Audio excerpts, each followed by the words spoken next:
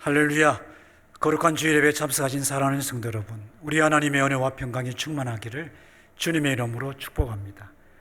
오늘 이 자리에 참석하신 성도 여러분들 뿐 아니라 각 가정에서 머무는 조소에서 예배하고 계신 성도 여러분들에게도 우리 하나님께서 예배하신 큰 은혜와 복을 허락해 주실 줄로 믿습니다. 6월 둘째 주일 예배입니다. 이제 다 같이 하나님 앞에 묵상 기도 드리시겠습니다.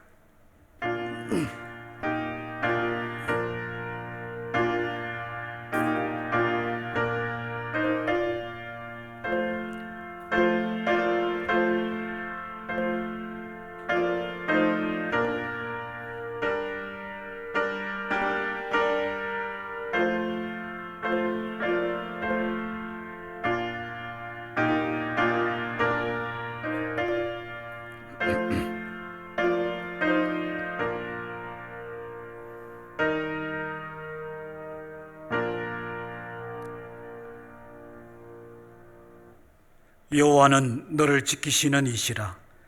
여호와께서 내 오른쪽에서 내 그늘이 되시나니 낮의 해가 너를 상하게 하지 아니하며 밤의 달도 너를 해치지 아니하리로다.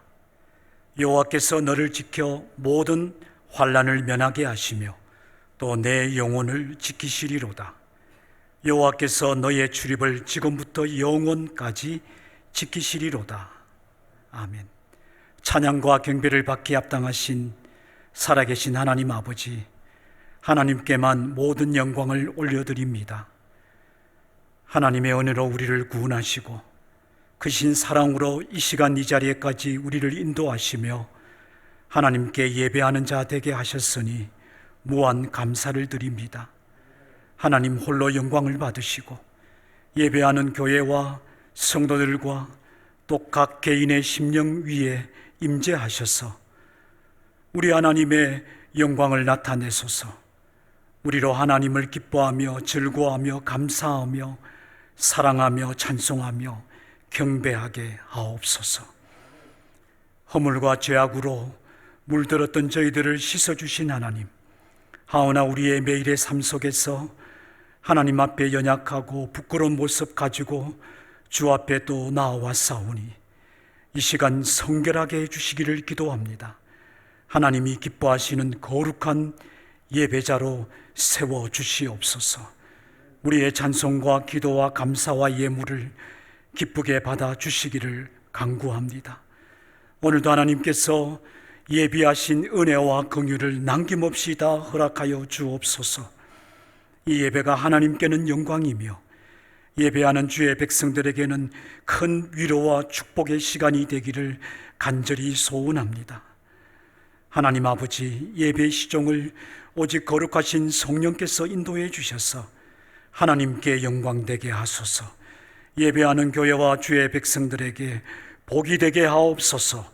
감사드리오며 예수 그리스도의 이름으로 기원하옵나이다. 아멘. 사도신경으로 우리의 신앙을 다 같이 고백하시겠습니다. 나는 전능하신 아버지 하나님 천지의 창조주를 믿습니다. 나는 그의 유일하신 아들 우리 주 예수 그리스도를 믿습니다. 그는 성령으로 잉태되어 동정녀 마리아에게서 나시고 본디오 빌라도에게 고난을 받아 십자가에 못 박혀 죽으시고 장사된 지 사흘 만에 죽은 자 가운데서 다시 살아나셨으며 하늘에 오르시어 전능하신 아버지 하나님 우편에 앉아 계시다가 거기로부터 살아있는 자와 죽은 자를 심판하러 오십니다.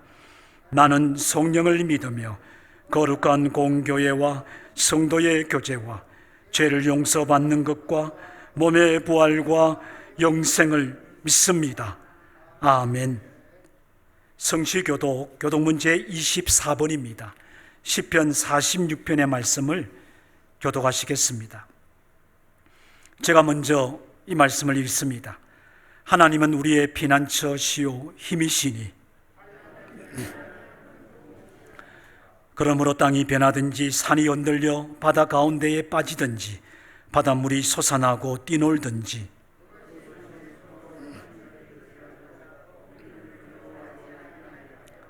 한 시내가 있어 나뉘어 흘러 하나님의 성 곧 지존하신 이의 성소를 기쁘게 하도다.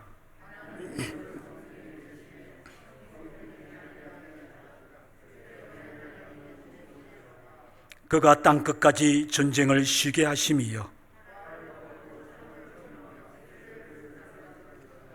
이르시기를 너희는 가만히 있어 내가 하나님 됨을 알지어다.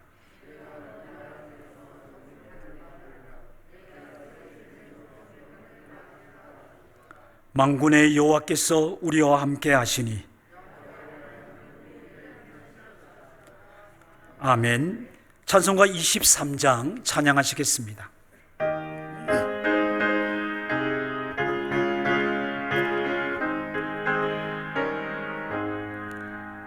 만입이 내게 있으면 그 입 닫아지고 내 구주 주시는 종을 늘 찬송하겠네.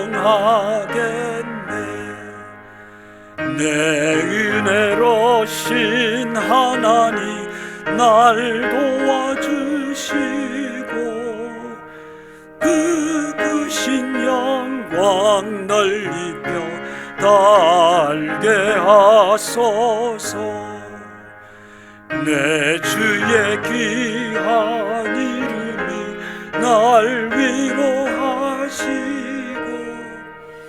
이기에 엄막 같으니 참이라 깨도다. 내 죄의 권세 깨뜨려 그 결 바꾸시고 이 주한 마음을 비로소 고정케 하셨네. 아멘.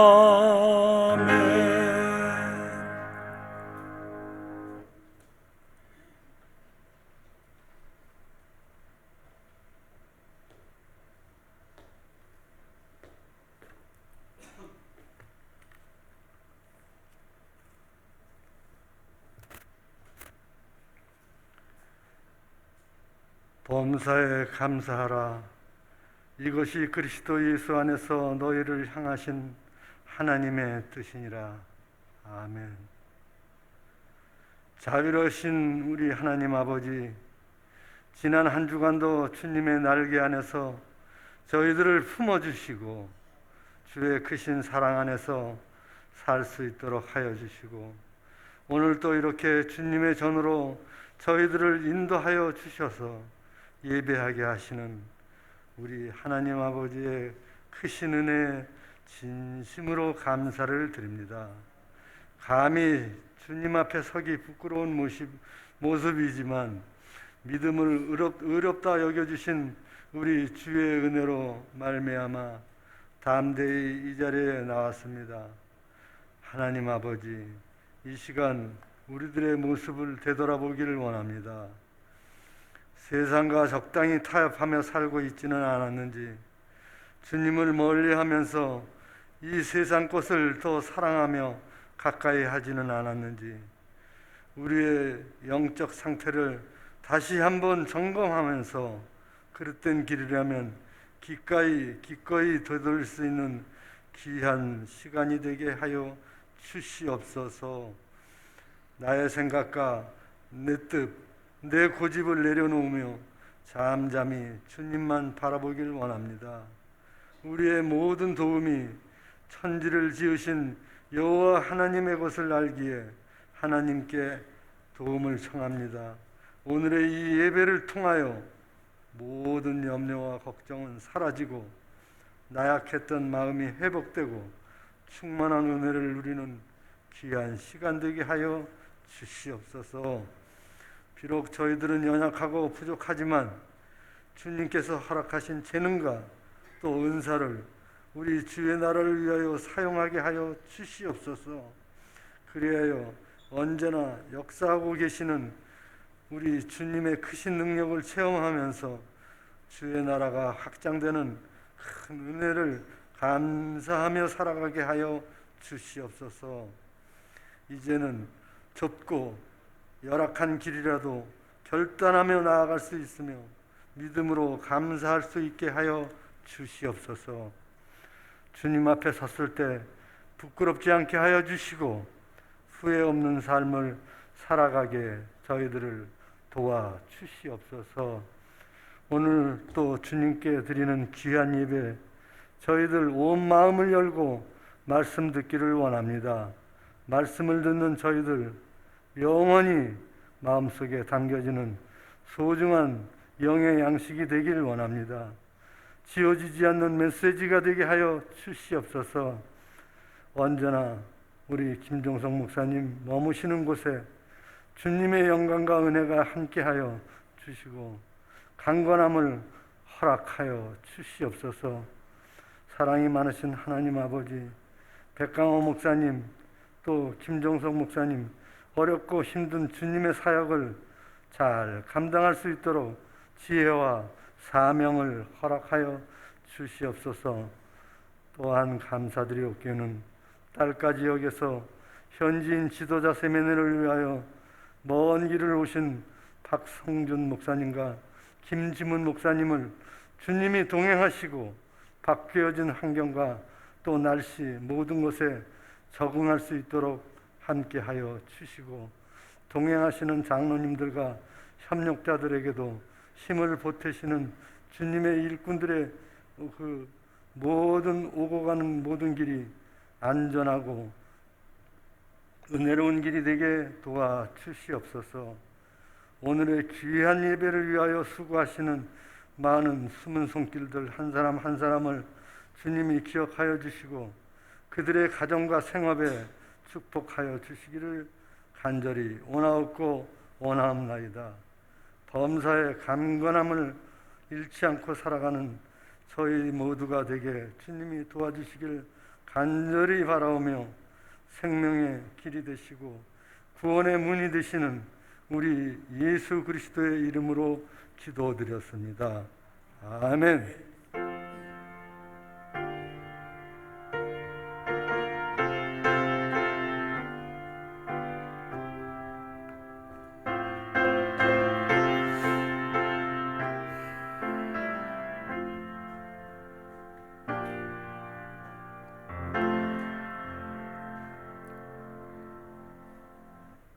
오늘 우리에게 주시는 하나님의 말씀은 신약 성경 유다서 1장 17절에서 23절까지의 말씀입니다. 한 절씩 교독하시겠습니다. 제가 17절의 말씀을 먼저 읽겠습니다. 사랑하는 자들아, 너희는 우리 주 예수 그리스도의 사도들이 미리 한 말을 기억하라.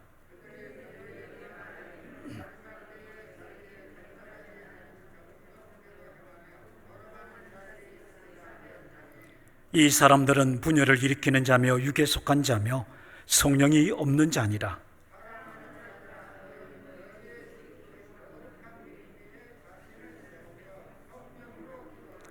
하나님의 사랑 안에서 자신을 지키며 영생에 이르도록 우리 주 예수 그리스도의 긍휼을 기다리라. 다 같이 읽습니다. 또 어떤 자를 불에서 끌어내어 구원하라. 또 어떤 자를 그 육체로 더럽히노까지도 미워하되 두려움으로 긍휼히 여기라. 아멘. 예수님에게는 육신의 형제들이 있었습니다. 마가복음 6장의 말씀을 보면 그 남자 형제들의 이름이 4사람이 기록이 되어 있는데요. 혹시 이름을 알고 계시는 분이 계십니까? 야고보, 요셉, 유다, 그리고 시몬입니다. 그리고는 곧장 우리가 이름을 알 수는 없지만 여러 명의 누이들이 있었다라고 성경은 기록합니다. 그런데 마태복음 13장의 내용을 읽어보면 똑같은 내용에 유다와 시몬의 순서가 바뀌어져 있습니다. 뭐 그렇게 중요한 내용은 아니지만 여러분들이 성경을 읽으시면서 이런 차이가 있다는 것도 한번 생각해 두시면 좋겠습니다. 예수님의 형제들 중에서 야고보가 아주 중요한 인물입니다. 그는 원래는 예수를 구주로 믿지를 못하였죠. 그러나 예수님께서 부활하시고 난 다음 그는 예수님을 구주로 영접하게 됩니다. 갈라디아서 말씀을 보면 그는 예루살렘의 기둥 같은 존재라는 그런 내용이 기록이 되어 있는데요.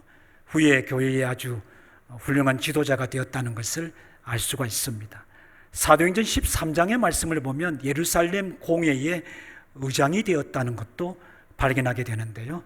이처럼 야고보는 처음에는 예수를 믿지 못하다가 그의 육신의 형인 예수가 하나님의 아들 메시아이심을 부활을 통하여 확신하고 난 다음 그는 초대교회를 위하여 그의 전 생애를 드리게 되었다는 것입니다. 그가 우리가 잘 아는 신약성경 야고보서를 기록한 사람입니다. 그런데 예수님의 형제 중에서 유다가 나오는데요. 유다서 1장의 말씀 초반절을 보면 그가 야고보의 동생이다라고 자신을 소개하고 있습니다. 그래서 대부분의 신학자들은 유다서를 기록한 이 저자 유다는 예수님의 또 다른 남동생이었다, 그렇게 동의하고요. 또 그렇게 가르치며 믿고 있습니다. 저도 그런 대부분의 신학자들의 의견을 또 같은 의견을 가지고 있습니다. 이 유다는 유다서를 기록하면서 마지막 때를 언급합니다. 마지막 때에 하나님의 교회와 성도들이 많은 시험과 유혹을 당하게 될 텐데 그 시험과 유혹이 어떤 것인지에 관하여 이 짧은 내용이지만은 경계하고 있습니다. 그래서 성도들이, 교회가 그런 이단이나 배교자들이나 또 악한 자들에 의해서 믿음을 빼앗기고 교회가 더럽혀지지 않도록 권면하고자 했던 것이죠. 또 다른 이유가 있었는데 이 유다서를 기록하면서 그는 어떻게 하면 하나님의 백성들은 또 교회는 그런 시험과 유혹들을 이겨낼 수 있느냐라는 것입니다. 유다는 이런 가르침을 위해서 유다서를 기록하고 이렇게 보내게 되었는데요. 그가 이러한 중요한 내용들을 성도들에게 보내면서 오늘 우리가 함께 교독했던 말씀을 보면 사랑하는 자들이라고 그렇게 성도들을 부르고 있음을 보게 됩니다. 한번 따라해 보실까요? 사랑하는 자들아. 그냥 입에 붙은 말이 아니라 유다가 초대교회의 성도들을 사랑하는 마음까지 전하고자 하였다는 것을 우리는 이 성경의 말씀을 통하여 발견하게 됩니다. 저는 오늘 이 말씀에서 유다의 마음으로 여러분들에게 유다가 마지막 때를 당했던 성도들에게 전했던 권면의 말씀을 여러분들과 함께 살피며 전하고자 합니다. 이 말씀이 여러분들을 든든히 세우며 또 이곳에 세운 하나님의 교회를 하나님이 기뻐하시고 든든하게 세워 나가셔서 마지막 때에 하나님을 영화롭게 하는 성도, 하나님 앞에 거룩하게 쓰임받는 교회가 되기를 진심으로 소원합니다. 우리 좌우에 계신 분들, 그리고 댁에서 예배하시는 분들은 가족들이나 혼자 계신 분들은 저를 향하여 그렇게 말씀하시면 됩니다. 하나님의 축복의 말씀 받기를 원합니다. 이렇게 한번 하시기 바랍니다. 하나님의 축복의 말씀으로 받기를 소원합니다. 아멘. 여러분, 유다서 하니까 유다서가 어디 있는지 잘 찾기도 어려워요. 너무 얇아가지고 잘못하면 그냥 하여튼 찾기가 매우 어려운 성경입니다. 어떤 분들은 유다서가 신약에 있는지 구약에 있는지도 혼돈하시는 분도 계세요. 신약 성경 유다서인데요. 오늘 본문에는 세 가지의 가르침, 또 권면이라고도 할 수 있는 귀한 말씀이 기록이 되어 있습니다. 첫 번째의 권면은 본문 17절에서 19절까지의 기록이 되어 있습니다. 제가 이 말씀을 다시 읽겠습니다. 사랑하는 자들아, 너희는 우리 주 예수 그리스도의 사도들이 미리 한 말을 기억하라. 그들이 너희에게 말하기를 마지막 때에 자기의 경건하지 않은 정욕대로 행하며 조롱하는 자들이 있으리라 하였나니 이 사람들은 분열을 일으키는 자며 육에 속한 자며 성령이 없는 자니라. 아멘. 여러분, 이 말씀에서 유다는 성도들에게 이전에 사도들이 가르쳤던 그 가르침을 회고시키고 있습니다. 다시 생각하게 만듭니다. 사도들이 이전에 너희들에게 한 말을 기억하라. 그리고는 곧장 그 내용이 무엇인지를 다시 재언급합니다. 성도들을 사랑했던 유다는 마지막 때에 그들의 믿음과 그들의 삶을 파괴할 여러 가지 어려운 일들과 시험 앞에서 성도들이, 사도들이 한 가르침을 기억하며 이겨내기를 원했던 것입니다. 사도들이 예언으로 했던 가르침은 4가지 내용으로 기록이 되어 있습니다. 첫 번째는 불경건한 자들이 일어나게 될 것이라. 여기서 불경건하다라고 하는 이 말씀의 의미는 하나님을 두려워하지 않는다라는 뜻입니다. 누가복음 18장에 기록되어 있는 예수님의 비유의 말씀을 살펴보면 하나님을 두려워하지 않는 자들은 사람을 무시하는 행동으로 표현한다라고 예수님이 말씀하고 계세요. 그러니 믿음을 지키며 어려운 가운데서도 하나님을 섬기고 있는 그런 거룩한 성도들 앞에서 하나님을 두려워하지 않는 악한 자들이 그들을 무시하며 마음에 상처를 주며 그들을 힘들게 만들 일들이 있다라는 것을 예언했던 것입니다. 두 번째는 자기의 정욕대로 행하며 믿음으로 행하는 자들을 조롱하는 사람들이 있을 것이다 라고 예언의 말씀을 다시 한번 언급합니다. 여러분, 자기 뜻대로 먹고 마시고 자기가 하고 싶은 대로 하고 하기 싫으면 하지 않고 이렇게 사는 것이 자기의 정욕대로 행하는 것이죠. 그런데 믿음의 길은 어떻습니까? 모든 것이 가하지만 모든 것이 가한 것이 아니지 않습니까? 덕이 되어야 되고 하나님 보시기에 아름다워야 됩니다. 신앙의 양심에 부끄럽지 않아야 되고 우리를 통하여 하나님의 가르침이 모순되지 않음을 전할 수 있어야 됩니다. 그러니 참아야 될 때가 많습니다. 하고 싶은 말 다 하지 못할 때도 있습니다. 그냥 성질 같아서는 뭐 이렇게 하고 저렇게 하고 싶어도 그것을 그렇게 할 수 없는 것이죠. 그것이 바로 믿음으로 행하는 것입니다. 그런데 정욕대로 행하는 자들은 믿음으로 살려고 하는 사람들을 바라보며 조롱할 것이다. 성경은 이 조롱을 두고 곧 하나님에 대한 조롱이며 복음 신앙에 대한 조롱이라고 말합니다. 너 기도 아무리 해봐 응답되는가? 너 아무리 하나님 앞에 빌어봐 그 일이 되는가 한번 보자. 너 교회 열심히 다니면서 헌금하고 시간 다 바치고 언제 일하며 언제 남들보다 더 나은 삶을 살겠어? 이런 것들이 바로 믿음으로 행하는 하나님의 거룩한 성도들을 향한 조롱입니다. 너도 죽고 나도 죽을 것인데 그래 죽고 난 뒤에 어떻게 될 줄 알아? 뭐 그렇게 대단하다고 이 세상도 제대로 못 살면서 천국에서 잘 살보겠다고 그런 거야? 천국이 있다면 이 땅에서도 잘 살게 해야지. 이런 식으로 복음의 신앙을 조롱하는 것들이 있을 것이다라는 겁니다. 뿐만 아니라 사도들은 성도들을 향하여 분열을 일으키는 사람들이 있을 것이다. 하나님의 교회 안에 믿는 자 안에 다툼을 일으키며 사람들의 마음을 갈라지게 하는 그런 사람들이 있을 것이다. 시시비비를 따지고 없는 이야기도 지어내며 자기의 이야기를 그럴듯하게 사실인 것처럼 거짓으로 꾸며서 사람들의 마음을 갈라놓고 교회를 하나 되게 하는 모든 일들을 방해하는 일들이 있을 것이다. 그렇게 사도들이 가르쳤던 거예요. 예수님께서 잡히시기 전에 중보자적인 대제사장적 기도를 하셨습니다. 그 기도의 아주 중요한 내용이 무엇입니까? 하나님이 하나이신 것처럼 하나님을 믿는 백성들이 하나 되게 하옵소서. 다툼을 멀리하고 복음의 신앙을 위하여 한 마음과 한 뜻을 가지고 하나가 되라라는 것이 성경의 가르침입니다.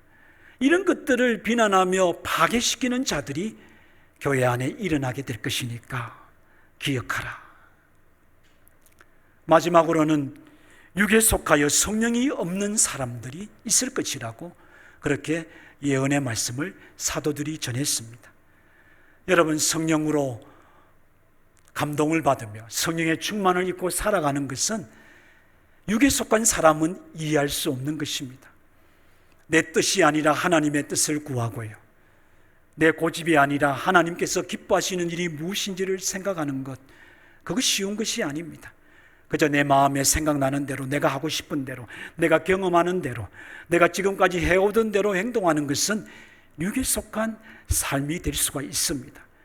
하지만 그런 것들을 통하여 하나님이 기뻐하시는지, 하나님이 정말 원하시는지, 이것이 하나님께서 나를 통하여 행하시고자 하시는 일인지를 생각하며 하나님 앞에 구하는 것은 성령의 역사가 아니면 행할 수 없는 일들입니다. 사도 바울은 이 성령의 역사에 관하여 로마서 8장 9절에서 누구든지 그리스도의 영이 없으면 그는 그리스도의 사람이 아니다라고 아주 단호하게 전했습니다. 육에 속하여 정욕대로 살아가고 자기 마음과 생각대로 살아가는 그 사람들은 그리스도의 사람이 아닙니다. 구원받은 사람이 아니라고 아주 명확하게 가르치며 경고했던 겁니다. 여러분, 유다는 바로 이러한 사도들의 예언들, 가르침의 말씀들을 그가 살아가는 성도들에게 기억하라. 그러니 네가 믿음을 지키고 살아가는데 너 믿음을 조롱하는 자가 있더라도 이상하게 생각하지 말라라는 겁니다. 네가 하나님을 경외하며 하나님을 섬기는데 하나님을 비난하는 자들이 너를 무시하며 또 그들의 삶은 잘 되는 것처럼 보일지라도 그 믿음을 버려서는 안 된다는 것을 말하고 싶었던 거예요. 너의 마음을 다툼으로 빠뜨리고 있고 시시비비를 가리고 하는 그런 일들이 일어나거든 복음의 신앙을 위하여 한 마음과 한 뜻을 가지게 하신 하나님의 그 말씀이 얼마나 중요한지 기억하라. 말하고 싶어도 때로는 참아야 되며 소리치고 싶어도 때로는 참아야 되며 하나님의 성령에 의해서 살아가는 성령의 사람이 되어야 한다. 이것을 가르쳐주고 싶었던 거예요. 저는 이 유다의 심정을 다시 한번 생각해 보게 됩니다. 그리고 이 유다의 마음을 가지고 여러분들에게 저도 권면하기를 원합니다. 우리의 믿음과 우리의 믿음의 삶에는 우리가 하나님 나라에 가기까지 수많은 어려움과 고통이 있을 것입니다. 우리 눈앞에는 때로는 조롱과 비난하는 우리의 믿음을 흔들려고 하는 사람들과 일들도 수없이 넘쳐날 것입니다. 그러나 그럴 때마다 그 시험과 유혹들을 이겨낼 수 있는 길은 오직 하나밖에 없습니다. 하나님의 진리 안에 서는 것입니다. 하나님의 말씀으로 승리하는 겁니다. 그 말씀 안에 굳게 거하기를 진심으로 소원합니다. 저라는 사람은 잊어버리십시오. 뭐 특별히 기억나는 것도 없어요 라는 분들도 계실 거예요. 다 잊어버리십시오. 그러나 저를 통하여 여러분들에게 전해진 하나님의 말씀 중에 그것이 하나님의 말씀임을 아멘으로 받아들였던 말씀이 있었다면 그 말씀을 붙잡으시기 바랍니다. 그 말씀 안에 서는 것만이 그 말씀이 여러분들로 하여금 어려움 가운데 이기게 하는 힘이 될 것입니다. 여러분들에게 승리하게 되는 능력이 될 줄로 믿습니다. 사도 바울은 그가 사랑했던 믿음의 아들 디모데에게 귀한 가르침을 주게 됩니다. 디모데도 목회를 하니까 얼마나 어려운 일이 많습니까? 그는 그에게 사랑으로 이렇게 전했습니다. 디모데후서 3장 12절에서 14절까지의 말씀입니다. 무릇 그리스도 예수 안에서 경건하게 살고자 하는 자는 박해를 받으리라. 악한 사람들과 속이는 자들은 더욱 악하여져서 속이기도 하고 속기도 하나니 그러나 너는 배우고 확실한 일에 거하라. 아멘. 배우고 확실한 그 하나님의 진리 안에서 너의 믿음을 세우라. 그 말씀을 기억하라. 그 말씀을 붙잡는 것만이 이 어려움을 이겨내며 세상을 이기는 길이라고 바울은 그의 사랑하는 믿음의 아들 디모데를 권면했던 겁니다. 여러분, 사람 바라보고 있다 보면 그냥 나도 모르게 넘어지게 될 겁니다. 세상 바라보고 있다면 또한 우리의 마음은 흔들리게 될 것입니다. 사람이 어떠하든지 환경이 어떻게 달라지든지 세상이 어떻게 변하든지 하나님께서 여러분에게 주신 하나님의 말씀, 여러분들이 아멘으로 확신했고 그 말씀이 생명의 말씀이라고 믿으며 붙잡고 있는 그 말씀, 그 안에 거하여 승리하는 주의 거룩한 백성들이 되기를 주님의 이름으로 축복합니다. 두 번째 권면은 무엇입니까? 유다는 사랑하는 그의 성도들을 향하여 그의 마음에서 우러나오는 귀한 권면으로 가르칩니다. 그것이 본문 20절과 21절입니다. 이 두 구절은 우리가 다 같이 큰 소리로 읽겠습니다. 시작. 사랑하는 자들아, 너희는 너희의 지극히 거룩한 믿음 위에 자신을 세우며 성령으로 기도하며 하나님의 사랑 안에서 자신을 지키며 영생에 이르도록 우리 주 예수 그리스도의 긍휼을 기다리라. 아멘. 이 내용은 조금 더 구체적으로 권면한 겁니다. 이 권면은 4가지 내용으로 구성되어 있는데요, 하나로 요약적으로 말씀을 드리면 우리 각 개개인들이 자신의 믿음을 돌보며 그 믿음이 굳세게 아름답게 성숙되는 일에 힘을 다해야 한다, 이것을 권면했던 겁니다. 여러분, 우리가 교회 생활을 하고 또 지금까지 우리 개적으로도 하나님을 섬겨왔던 시간들을 뒤돌아보면 때로는 우리가 주변 사람이나 환경 때문에 어려운 일도 당했지만 사실은 우리가 우리의 믿음을 돌아보고 우리의 믿음이 하나님 앞에 더 성숙해지도록 힘을 다하지 못한 우리의 연약함과 부족함에도 있습니다. 그런데 우리가 늘 한결 같을 수는 없지만 우리가 이런 일에 더 힘을 쏟아야 한다라는 것이 유다가 사랑하는 자들에게 주었던 그의 간절한 2번째 가르침이었습니다. 어떤 분들은 늘 사람만 탓해요. 저 사람 때문에 나 신앙생활 하기 싫어. 저 사람이 있는 한 나는 교회도 다니기 싫어. 세상이 이렇고 환경이 이래서 나는 다 싫어. 늘 사람 탓하고 환경을 탓하는 사람들은 하나님 앞에 온전한 그리스도인으로 바로 서기가 어렵다는 것을 기억하셔야 됩니다. 여러분, 초대교회로부터 지금 수천 년이 지난 오늘에 이르기까지 세상이 얼마나 어렵고 힘들었습니까? 기독교에 대하여 진정한 복음을 가지고 믿음으로 살아가도록 호의적인 적은 사실 거의 없었습니다. 많은 핍박이 있었고 어려운 일들이 있었습니다. 우리가 지금은 편안하게 사는 것처럼 보이고 잘 사는 것처럼 보이지만 우리의 삶에는 여전히 또 다른 어려움이 끊이지 않고 있기 때문임을 우리는 알고 있습니다. 그런 어려움과 세상과 사람만 탓하다가 우리의 믿음을 잃어버릴 것인지, 그러나 믿음의 사람들은 그 수천 년의 역사 속에서도 그들은 항상 하나님을 신앙하는 믿음으로 살고자 했고 그 믿음이 굳게 세워졌으며 오히려 그들은 믿음의 가문을 세우고 믿음의 자손들을 세우며 그 어려움 속에서도 하나님의 교회를 위하여 헌신할 믿음의 지도자들을 세웠던 훌륭한 믿음의 사람들이라는 것을 우리는 잊지 말아야 됩니다. 결국 유다의 이 가르침은 오늘 이 시대를 살아가는 우리들에게도 아주 중요한 가르침임을 우리는 발견하게 됩니다. 여러분, 4가지 내용이 있다고 말씀을 드렸죠. 첫 번째는 지극히 거룩한 믿음 위에 자신을 세우라. 네가 들었던 하나님의 말씀, 네가 배웠던 하나님의 존재에 관한 그 믿음, 사람을 탓하며 세상을 보며 환경을 보며 흔들릴 것이 아니라 네가 확신했던 그 믿음, 네가 믿었던 그 하나님의 존재와 하나님의 구원의 역사와 그 놀라운 복음을 굳게 믿었던 그 믿음 위에 자신을 세워라. 이것이 첫 번째 내용이었습니다. 2번째는 성령 안에서 기도하라. 우리의 기도는 한마디도 땅에 떨어지지 아니하고 하나님께서 기쁘게 받으시는 거룩한 예물이라고 성경은 증거하고 있습니다. 우리가 주 예수의 이름으로 참되게 하나님 앞에 구하며 성령의 감동과 감화를 받으며 성령의 능력을 의지하여 하나님 앞에 구하는 기도는 하나도 남김없이 다 이루어질 것입니다. 성령 안에서 기도하라. 3번째는 무엇입니까? 하나님 사랑 안에서 자신을 지켜라. 세상은 냉정해지고 있습니다. 세상은 너무나도 무관심합니다. 사람은 많아지고 지구에는 75억이 넘는 인구가 터져 나가는 것 같지만은 인간들은 소외감을 느끼고 외로움을 느끼고 살아갑니다. 자식을 기르고 양육하지만 부모님들은 외로움을 느낍니다. 교회 안에 출석하여 성도들과 함께 교제하지만 교회를 출석하는 성도들 가운데 외로움은 얼마나 더 깊어지는지 모릅니다. 그러다 보면 이기적이 되고 내가 살아야겠다는 생각이 들고 내게 행동한 대로 내가 갚아주겠다는 마음이 들게 마련이에요. 그 사람이 내게 인사하지 않으면 나도 인사하기 싫고 내게 잘해주지 않으니까 나는 그 사람에게 무관심하게 살아가는 거예요. 그저 내게 잘해주는 사람에게 나도 그 적당한 그 수준만큼의 뭔가를 되돌려주는 것밖에 없는 것이 인생이 된다는 거예요.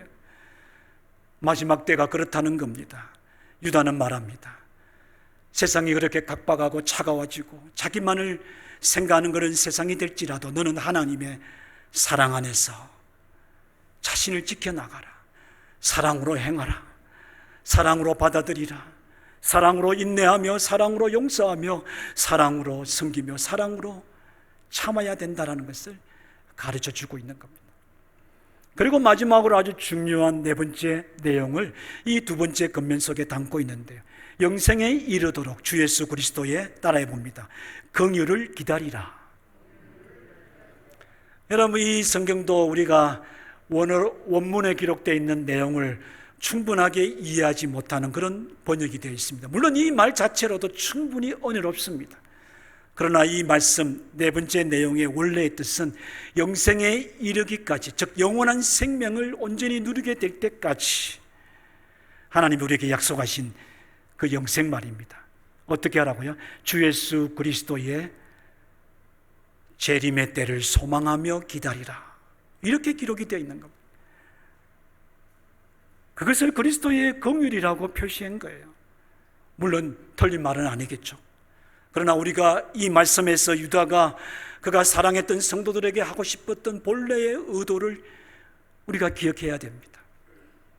우리 자신을 돌아보며 정말 우리가 믿음 위에 나를 세우고 있는지, 내가 성령 안에서 기도하며 성령의 인도함을 받는 사람인지, 내가 하나님의 사랑 안에서 거하며 살아가고 있는 하나님의 사람인지 살펴보며 돌아보며 살아야 되는데, 유다는 주 예수 그리스도가 재림하시는 그날까지, 네게 약속하신 영원한 생명이 너에게 주어지는 그날이니 그때까지 소망하며 참아라, 소망하며 기다려야 된다, 소망하며 이겨내야 한다는 것을 말씀하셨던 겁니다. 사도 바울은 고린도 교회에서 자기가 다 아는 것처럼 남을 가르치고 자기가 다 아는 것처럼 함부로 판단하며 그렇게 흔히 자기가 가장 믿음이 좋은 사람인 양 착각하며 살아가고 있던 성도들을 향하여 권면했습니다. 그것이 고린도전서 10장 12절에 기록되어 있는 말씀입니다. 그런즉 선줄로 생각하는 자는 넘어질까 조심하라. 나처럼 성경에 관하여 많이 아는 사람이 또 어디 있어? 목사가 설교 시작하면 그 다음 내용이 무엇이고 결론이 무엇이라는 것까지 나는 다 짐작할 수 있어. 나는 성경에 능통한 사람이야. 그는 선줄로 생각하는 사람입니다. 그리고 그는 넘어진 사람입니다.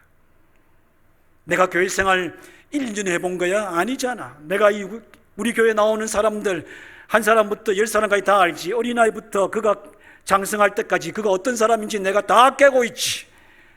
그가 어떤 성공을 했고 어떤 실패를 했고 어떤 부끄러운 일을 했는지 나 다 알고 있어. 그러니 내게 무슨 문제야? 그는 선줄로 생각하는 사람입니다. 하지만 그는 넘어진 사람입니다. 바울은 네가 선줄로 생각하느냐? 넘어질까 조심하라. 이를 빌립보 교회에서 조금 더 구체적으로 설명을 합니다. 빌립보 2장 12절 말씀입니다. 항상 복종하여 두렵고 떨림으로 너희 구원을 이루라. 따라해 보실까요? 항상 복종하여 두렵고 떨림으로 너희 구원을 이루라. 이는 마치 구원받지 못할 사람인 것처럼 두려워하면서 늘 공포심에 빠져서 살아가라는 그런 말씀은 절대 아닙니다. 하나님의 은혜로 구원받았음을 확신합니다. 예수 그리스도를 통하여 약속하신 하나님의 모든 약속이 하나님께서 이루어 주실 줄로 또한 믿습니다. 우리는 하나님의 백성이 되었고 영원한 약속의 백성이 되었고 하나님의 자녀가 되었음을 확신합니다. 하지만 이 모든 것이 하나님의 은혜로 주어진 것을 믿고 우리 자신의 삶을 돌아보고 나 자신을 돌아보면 너무나도 연약하단 말이에요. 마음이 수시로 바뀌고 믿음도 높낮이가 나도 모를 정도로 막 혼돈될 때가 있다는 거예요. 의심하기도 하고 뭐 그런 것이 나의 모습이라는 거예요. 정말 구원받은 하나님의 백성은 그 은혜를 깨달으면 깨달을수록 자신의 연약감과 부끄러움과 자신의 그 모든 추함을 더 깊이 깨닫게 된다는 거예요. 그러니 오직 하나님의 말씀에 복종합니다. 주의 거룩한 역사에 복종합니다. 오직 주님이 하실 일들은 나는 두렵고 떨림으로 받아들일 뿐입니다. 하나님이 하시기에 나는 그 하나님의 역사를 믿음으로 기다릴 뿐입니다 하며 겸손하게 그 구원을 받아들인다는 말씀이에요. 네가 이거 고백하면 하나 고백하고 두 개 고백하고 세 개 고백하고 네 개 고백하면 너는 구원받은 거야. 걱정하지 마. 마음에 의심하는 마음이 들더라도 걱정하지 마. 구원받은 거야. 이런 식이 아니라는 거예요. 이것을 성화라고 하는 겁니다. 그래서 철이 들지 못한 자식은 부모 앞에 부모 원망하고 자기가 뭐 잘난 것처럼 그렇게 소리를 지르지만 철이 들고 부모의 수고와 희생과 사랑을 아는 자들은 나이가 들수록 그 부모 앞에 고개 숙이게 돼 있는 거예요. 겸손하게. 지금 유다는 겸손하게 자신의 믿음을 돌아보라. 네가 정말 믿음 위에 너를 세우고 있느냐? 성령 안에서 기도하고 있느냐? 하나님의 사랑 안에서 너를 지키고 있느냐? 너가 영생에 이르도록 그리스도 예수의 재림을 소망하며 기다리며 참고 인내할 수 있느냐? 이를 위하여 힘을 다 쏟아라고 가르쳤던 거예요. 이것만이 마지막 때에 네가 승리하는 길이라고 권면했던 겁니다. 사랑하는 성도 여러분, 여기서 예배하시는 분들, 가정에서 예배하는 우리 어르신들, 성도님들, 남 탓하고 교회 탓하고 세상 탓하며 1년 전이나 10년 전이나 20년 전이나 30년 전이나 아니 그때보다 더 못한 그런 믿음의 사람 되지 마시고요. 날마다 새로워지시고 날마다 강해지시고 날마다 온전해지시고 거룩하게 하게 되는 하나님의 거룩한 백성들이 되셔서 영광에 이르는 주의 재림의 날에 다 주 앞에 설 수 있기를 주님의 이름으로 축복합니다. 세 번째 권면의 말씀 있습니다. 22절과 23절인데요. 이 말씀 우리가 다 같이 큰 소리로 읽겠습니다. 시작. 어떤 의심하는 자들을 긍휼히 여기라. 또 어떤 자를 불에서 끌어내어 구원하라. 또 어떤 자를 그 육체로 더럽힌 옷까지도 미워하되 두려움으로 긍휼히 여기라. 아멘. 오늘 이 말씀은 이민교회인 우리 교회에 너무나도 삭막하고 너무나도 자기 자신이 생존해내지 않으면 살 길이 없다라고 여기는 이런 해외에서 살아가는 우리들에게 이 말씀은 너무나도 중요한 말씀입니다. 여러분 대부분 여기서 자라난 성도님들은 잘 모르시겠는데요. 한국에서 그래도 어느 정도 어릴 적부터 자라나신 분은 잘 아시잖아요. 김장할 때도 이웃과 같이 김장하고 나누어 드시고 잔치날에는 온 식구들이 이웃들과 더불어서 함께 도와주고 어려운 일들이 있으면 도와주고 기뻐하고 함께 살아가던 그런 세상 속 우리가 살아왔지 않습니까? 어릴 때 아침에 휴일 되면은 부지런한 친구가 대문 앞에서 뭐라고 합니까? 놀자 이랍니다. 여러분 그런 소리 안 해봤습니까? 놀자. 그럼 기다리라고 이야기하면 그 친구가 기다렸다가 만나가지고 그냥 먹을 것도 없고 손에 오락기도 없고 아무것도 없는데 둘이가 그냥 막 달려가는 거예요. 어디 달려갈게요? 다른 친구 집 가지고 또 그 친구 불러 내려가요. 그렇게 함께 더불어 살아가는 우리의 삶이었습니다. 원래 하나님께서 인간을 창조하실 때 더불어 살아가게 만드셨죠. 유다의 이 마지막 세 번째 권면은 우리가 우리 자신을 돌아보고 믿음이 성숙되는 일을 위하여 힘을 쏟아보면 자칫 잘못하면 우리만 생각하고 우리의 구원만 생각하여 이웃을 돌아보지 못하게 되고 다른 사람들을 소홀히 여길 수 있기 때문에 가르친 말씀입니다. 이 말씀에는 특별히 세 종류의 사람을 언급하고 있습니다. 따라해 보실까요? 어떤 의심하는 자들이 있으면 긍휼히 여기라. 이는 우리가 흔히 말하면 믿음이 연약한 사람들을 의미합니다. 저는 왜 저런 소리 자꾸만 해? 왜 저렇게 자꾸만 쓸데없는 행동을 하지? 믿음이 없어 그런 거야. 교회를 몇 년 다니는데 믿음이 저밖에 없어. 서당께도 3년이면 풍우를 얻는다는데 뭐야 아직도 성경도 못 찾고 아직도 찬송도 못 찾잖아. 우리가 흔히 하는 말들입니다. 이런 말 한두 번 전혀 안 해보신 분도 계시지만 한두 번은 해보신 분이 간혹 계시겠죠? 여러분 우리가 나보다 믿음이 약하다고 생각되는 사람들은 이렇게 쉽게 말합니다. 이는 평가하는 거고요, 비난하는 거고요, 어쩔 때는 판단하고 심하면 정죄하는 겁니다. 그런데 유다는 무엇이라고 말합니까? 이렇게 의심하고 믿음이 약하게 보이는 사람들, 그가 수십 년이 아니라 평생을 다녀도 그런 연약한 가운데 있을지라도 어떻게 하라고 말합니까? 긍휼히 여겨라. 긍휼히 여기라니까 아이고 불쌍한 것 이래라는 말이 아닙니다. 이 의미를 저는 로마서 15장에서 찾게 됩니다. 15장 1절에 기록되어 있는 사도 바울의 가르침입니다. 믿음이 강한 우리는 마땅히 믿음이 약한 자에 따라하십니다. 약점을 담당하고. 나는 믿음이 강해요. 나는 말씀을 들으면 이해가 돼요. 확신도 돼요. 나는 하나님을 섬기는데 사람 보고 섬기는 게 아니에요. 하나님만 보고 섬겨요. 내가 누군가를 위해서 봉사하고 규제하는데 사람에게 칭찬 들으려고 하는 거 아니에요. 나는 믿음으로 행해요. 다 행해요. 그를 믿음이 강한 자라고 말했습니다. 그런데 그렇지 못한 사람이 있어요. 봉사해놓고도 그냥 마음이 상하고, 누군가를 도와주놓고도 그냥 서운한 마음 가지고 그렇게 약한 사람들이 있다는 거예요. 그런데 바울이 뭐라고 말합니까? 그렇게 약한 자들의 약점을 담당하라. 이 말씀의 뜻이 아주 중요합니다. 약점을 담당하라라고 하는 것은 아주 깨어지기 쉬운 그릇과 같은 존재인 줄 알아서 조심해서 대해야 한다라는 말씀입니다. 우리가 보기에 믿음이 연약한 자들이 있습니다. 자기의 믿음을 강하게 세워나가는 것처럼 그런 사람들이 있다면 그들이 마음이 상하지 아니하도록, 믿음이 깨어지지 아니하도록, 그들이 낙심하지 아니하도록, 그들이 실망에 빠지지 아니하도록 어떻게 하라고요? 깨어질까 조심해서 그들에게 말하고, 깨어질까 조심해서 그들에게 대하고, 그가 깨어질까 조심해서 표정도 관리하고, 그렇게 소중한 존재인 것처럼 그렇게 잘 대해줘라. 함부로 말하지 마라. 함부로 판단하지 마라. 너도 그런 적이 있었단 말이에요. 나도 그런 적이 있었단 말이에요. 타고나면서부터 대단한 믿음을 가진 자가 누가 있습니까? 누군가의 도움을 받고 자라난 거예요. 하나님의 은혜로 자라났던 거예요. 그러니 너도 다른 사람들의 연약함을 보거든 그들이 깨어지지 아니하도록 잘 대해주며 보존하며 지켜주며 그들도 너처럼 자라날 수 있도록 도와주라. 이것이 말세를 살아가는 진정한 그리스도인입니다. 두 번째는 어떤 사람입니까? 불 속에 빠진 자들이 있습니다. 따라해 봅시다. 불 속에 빠진 자들.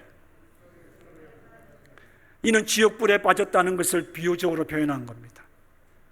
성도들 가운데 핍박으로 고난으로 믿음을 저버리고 부정해버리고 떠난 자들이 있을 거라는 거예요. 그러니 우리가 그런 사람들을 보고 이제 그는 지옥의 자식이 되었어, 이는 그는 그리스도인이 아니야, 하나님의 맹부에서 이미 없었던 사람이구나, 이런 식으로 말하지 말라는 거예요. 지옥불에 빠지게 보인 자라 할지라도 우리가 어떻게 아냐 말이에요. 그가 지옥에 갈잔지 내가 지옥에 갈잔지 우리가 그렇게 자신만만하게 말할 사람이 누가 있나 말이에요. 그렇게 보이는 사람이라도 불에서 끄집어내라. 이 말은 포기하지 마라. 절대 포기하지 마라. 절대 정죄하거나 심판하지 마라. 이것이 바로 유다의 근면입니다. 여러분, 우리 가운데는 함께 믿음의 생활을 하다가 낙심하여 교회를 떠난 사람도 있습니다. 그러나 그들이 교회를 떠났다고 우리가 그들은 하나님의 백성이 아니라고 쉽게 판단하거나 정죄하지 말아야 될 것입니다. 그리고 포기하지 말아야 될 것입니다. 저는 믿습니다. 우리가 눈물로 기도하며 그 영혼을 사랑하여 간절히 하나님 앞에 엎드리면 그 영혼을 변화시키는 분은 하나님이시며 그로 하나님 앞에 세워 거룩하게 하시고 하나님의 영광을 위해 살아가게 할 역사를 하나님께서 이루어 주실 것입니다. 그러니 우리가 주님 앞에 가는 그날까지 한 사람도 포기하지 말고 기도하라. 그들을 끄집어내도록 그들의 영혼의 구원을 위하여 기도하라. 여러분들 가운데는 형제 자매나 가족이나 자식들 또 이웃을 위하여 간절히 기도하는 분이 계신 줄 압니다. 포기하지 마십시오. 여러분의 기도를 들으시고 하나님께서 구원의 역사를 이루어 주실 것입니다. 이것이 하나님의 기쁘신 뜻입니다. 여러분의 기도에 응답하시는 놀라운 역사가 있기를 주님의 이름으로 축복합니다. 한 가지 더 사람을 언급합니다. 옷이 더러워져 있는 사람에 관하여 언급합니다. 이는 죄악으로 인하여 마치 그 죄악의 냄새가 옷에까지 배어 있다라는 비유적인 표현입니다. 그런 사람들을 어떻게 하라 합니까? 두려워하며 긍휼히 여기라. 여기서 두려워하며 긍휼히 여기라라는 말은 죄를 범한 사람들이랄지라도 우리가 그들을 포기하지 아니하고 그들을 위하여 기도해야 되는데 그 죄악에 우리가 오염되지 않도록 두려워하라는 뜻입니다.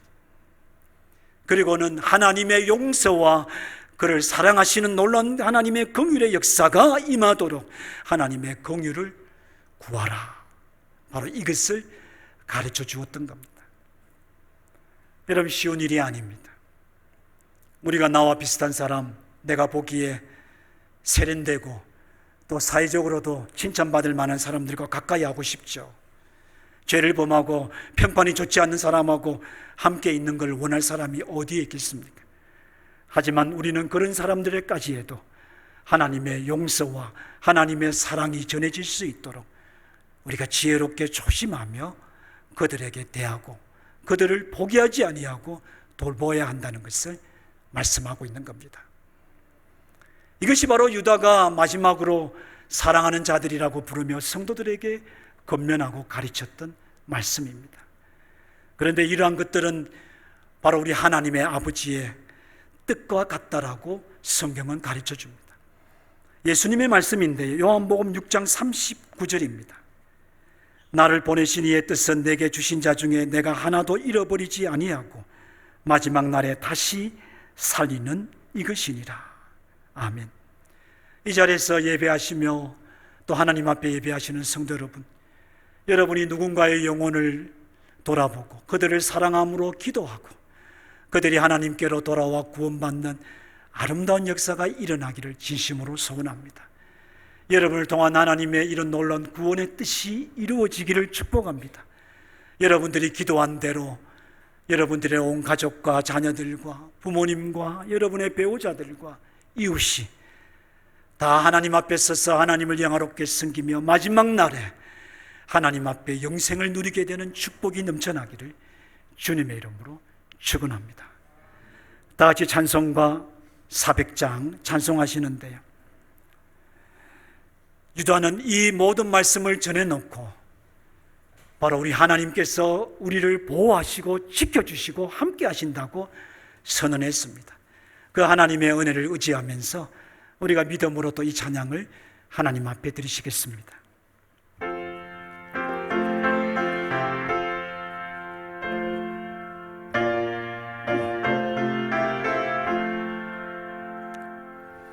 험한 시험 물속에서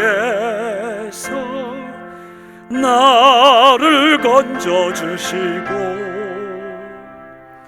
노한 풍랑 지나도록 나를 숨겨주소서. 주여 나를 돌보시사 보이 품어주시고 험한 풍파 지나도록 나를 숨겨주소서. 권세 능력 무한하사 모든 시험 이기고 풍랑까지 다스리는 주님 앞에 비오니 주여 나를 돌보시 보이 품어주시고 험한 풍파 지나도록 나를 숨겨주소서. 죄악 길에 빠진 이 몸 캄캄한 데 헤매며 부르짖는 나의 애원 들으소서. 내 주여 나를 돌보시사 주시고 험한 풍파 지나도록 나를 숨겨주소서.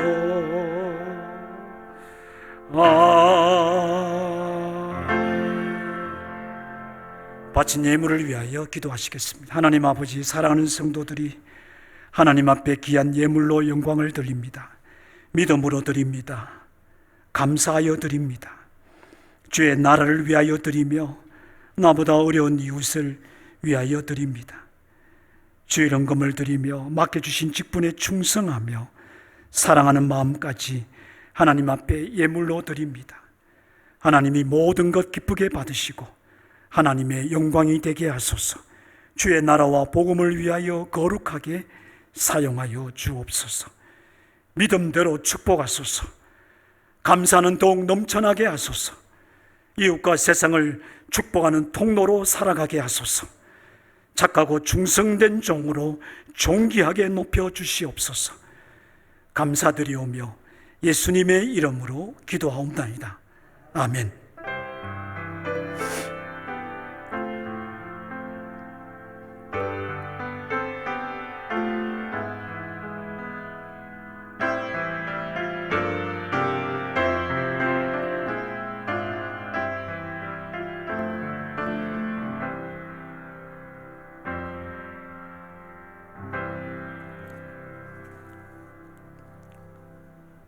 거룩한 예배에 참석하신 여러분들에게 하나님의 은혜와 평강이 충만하기를 진심으로 소원합니다. 여러분들과 또 가정과 자녀들 생업 위에 한량없는 하나님의 축복이 넘쳐나기를 또한 축복합니다. 매일 저녁 9시에 기도하는 시간을 가집니다. 여러분들의 참여를 부탁을 드리고요. 내일부터 수요일까지 딸과 지도자 세미나가 이제 시작을 하게 됩니다. 이를 위하여 오늘 예배 후에 아르헨티나에서 오신 우리 두 분의 선교사님, 그리고 우리 김정성 목사님, 송영규 장로님, 이렇게 네 분이 출발하시게 됩니다. 여러분들의 기도를 부탁을 드립니다. 오늘 우리 김지문 선교사님과 박성준 선교사님 오셔서 예배에 참석하셨는데요. 뒤에 계십니다. 우리 박수로 환영하겠습니다. 환영합니다. 우리 두 분이 먼 길을 오셨고요. 또 이제 본격적으로 달가 지역에서 또 복음의 7가지 원리에 관한 말씀을 전하며 섬기실 텐데 여러분들의 많은 기도를 부탁을 드립니다. 건강을 위해서 기도해 주시고 또 아르헨티나에 두고 온 가족들, 자녀들을 위해서 또 계획하며 기도하는 사역들을 위해서 여러분 계속해서 기도해 주시면 감사하겠습니다. 저희 부부는 오는 금요일 이제 출국하게 되었습니다. 지난주일 간단하게 말씀을 드렸는데요. 오늘 한 번 더 여러분들에게 감사의 말씀을 전하기를 원합니다. 그동안 함께 해주신 여러분들 감사를 드립니다. 우리 아버지 같은 장로님들, 어머니 같은 권사님들 얼마나 또 감사한지 모릅니다. 우리 장로님들 늘 함께 해주셨고요. 또 우리 모든 직분자들이 또 열심으로 하나님을 섬기시며 제게 큰 위로와 힘이 되어서 또 감사를 드립니다. 우리 하나님께서 여러분들과 또 우리 교회 위에 늘 큰 복을 내려주셔서 하나님의 뜻하신 바를 다 이루시고 또 여러분들을 통한 하나님의 아름다운 뜻이 다 이루어지기를 또한 진심으로 소원합니다. 저희들이 출국하게 되는데 이런저런 또 염려하시는 분들의 말씀이 조금 들리는데요. 저희들은 교회나 또 어떤 당회나 어떤 분들을 그런 분들로 인하여 어려움이 있어서 교회를 사임한 것은 결코 아닙니다. 저희 부부가 기도하고 또 하나님의 부르심과 뜻을 확신하였기에 저희들이 떠나도록 그렇게 기도하였습니다. 이런 점들 여러분 기억하시고요. 또 교회가 더욱 복음을 위하여 협력하며 한 마음과 한 뜻으로 그렇게 하나님 앞에 설 수 있는 그런 귀한 계기가 되기를 진심으로 소원합니다. 저희들도 생각날 때마다 교회와 여러분들을 위하여 기도하겠습니다. 다시 한 번 더 감사를 드립니다. 이제 자리에서 일어나셔서 찬송가 401장 하나님 앞에 찬양 드리십니다. 우리를 인도하여 주시는 분이 계십니다. 하나님이십니다. 주의 곁에 있을 때 마음이 든든하오니 주여 내가 살동안 인도하여 주소서. 주여 나를 인도하소서. 바른 세상 살동안 주여 인도하소. 피난처인 예수여, 피난처인 예수여, 세상 물결 험할 때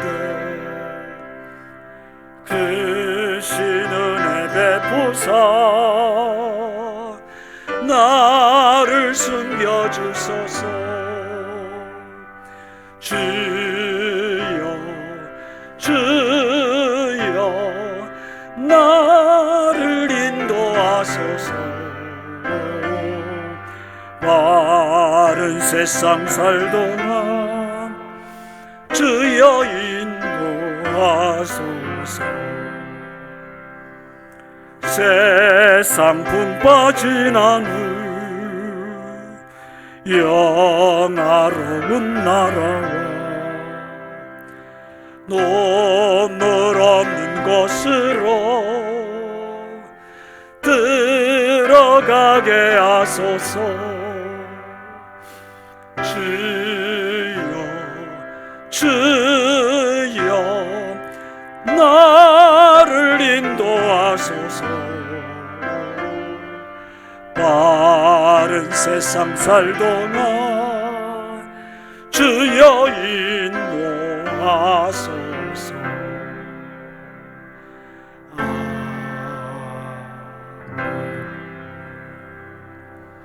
지금은 우리 주 예수 그리스도의 은혜와 하나님 아버지의 크신 사랑과 성령의 교통하심이 하나님께 예배하며 다시 오실 주님을 소망하며 믿음으로 살아가기를 다짐하며 하나님을 의지하는 고개 숙인 주의 백성들의 머리 위에와 저들에게 허락하신 가정과 자녀들 위에, 주께서 주신 거룩한 생업의 터전 위에와 지금도 골방에서 은밀한 곳에서 오직 하나님만을 바라보고 있는 주의 백성들의 머리 위에와 우리에게 허락하신 믿음의 자녀들 다음 세대들의 머리 위에, 우리가 살아가는 이 땅 위에와 이 땅에 세우신 진례 한인 연합교회 위에 이제로부터 영원토록 함께 있을지어다.